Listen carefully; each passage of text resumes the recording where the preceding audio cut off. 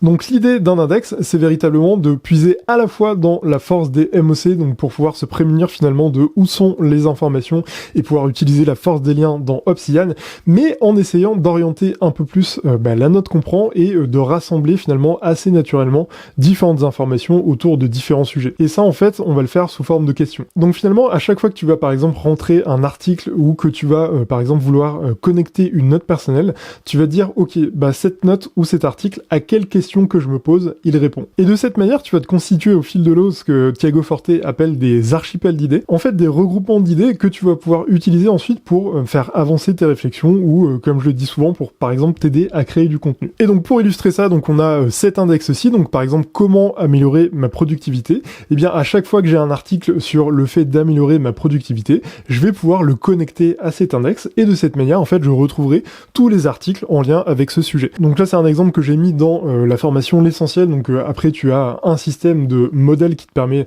finalement de créer des tableaux, ce genre de choses, mais ce que tu dois retenir c'est que en fait toutes tes notes tu les as connectées à ce sujet là et en fait tu les retrouves assez facilement ici. Du coup si je reprends notre article, donc là aussi il y a tout un système de modèles etc, donc je passe assez rapidement là-dessus, mais je vais te montrer. En fait j'applique mon modèle article, je connecte à l'index qui m'intéresse, donc là c'est l'index comment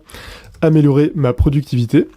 Et de cette manière, donc là je vais pas forcément mettre du texte dessous, mais de cette manière tu vois que l'article est automatiquement ajouté à cette grande question que tu te poses sur comment améliorer ta productivité. Et donc tout le jeu, ça va être de bien penser à chaque fois, de bien connecter à la question que tu te poses, et puis d'appliquer le bon modèle, et de cette manière tu retrouveras en fait toutes tes infos assez facilement ici. Et si je crée par exemple une note personnelle, donc note personnelle en lien avec la productivité, donc je le mets assez rapidement, j'applique mon modèle, donc note permanente, moi j'appelle ça note permanente, je le connecte à tout simplement mon index comment améliorer ma productivité, et de cette manière donc tu vas avoir la note qui apparaît juste en dessous, et comme ça tu as ta liste d'informations en lien avec ce sujet là. Donc voilà un peu l'idée des index. Je voulais vraiment partager ça parce que je pense que c'est un système que tu n'as jamais vu ailleurs. L'idée c'est pas de dire que c'est un système qui est complètement parfait, et après il y a plein de subtilités que j'ai pas évoquées ici parce que forcément